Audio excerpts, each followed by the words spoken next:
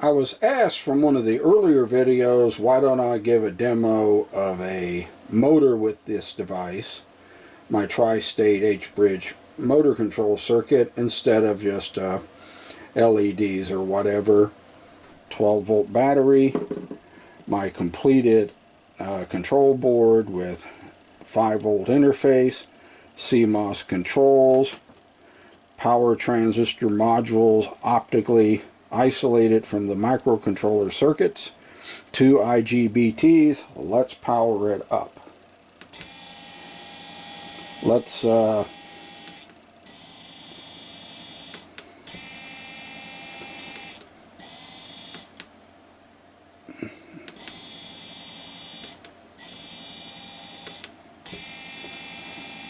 the control board, which is a PIC-X 18M2, is prototyped off camera, but that's what I'm running this with.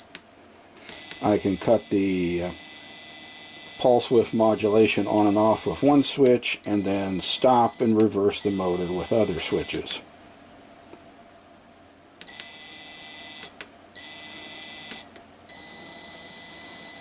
Reverse, reverse, disable. The pulse width modulation is fed through the enable pin. Alright, what we will be covering in the other videos, I'll run through quickly on these schematics. This is an interfacing circuit to go from 5-volt microcontrollers and switches to higher voltage CMOS and motor driver logic. In this case, I used a 74LS07. We'll discuss that and other alternatives to this in another video on interfacing. Alright, this is a schematic to a variation of what you saw, but it's the same identical circuit. I'm going to blow this up a bit so you can see it. Of course, this section up here is your non-inverting tris switch. This is an inverting tris switch. It varies only by where I place IC2B. Let's blow this up a bit. Let's knock it back, drag it down. This is your 5-volt circuitry over here. VCC on this side of the circuit with the CMOS logic is set at 12 volts. You can set the output voltage depending on your optocoupler, this resistor, and so forth, to 12, 24, 36, or 48 volts. You'll have to change this to an H11A1 or something similar. I explain how to do that and so forth. So this is the basic layout of this circuit. There's your motor. In between the two, there's the 7407 interfaces you saw in the previous slide.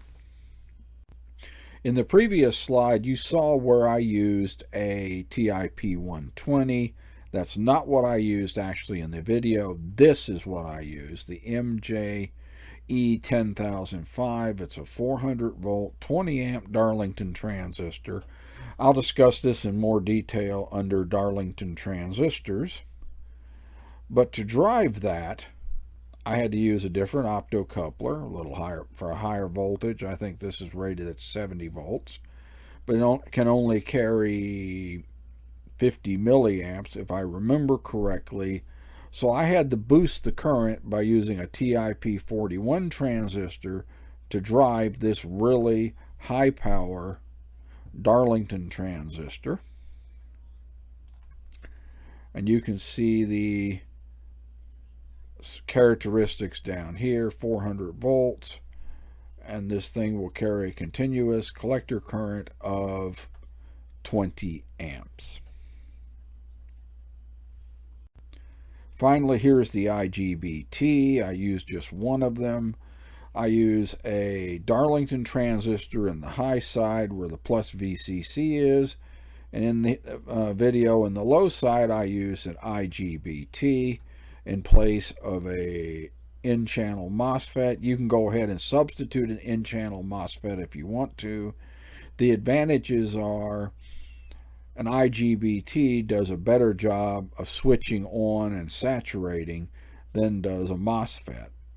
So this is a brief introduction to this motor control circuit, and we're going to break this down and look at these different circuits piece by piece in this series.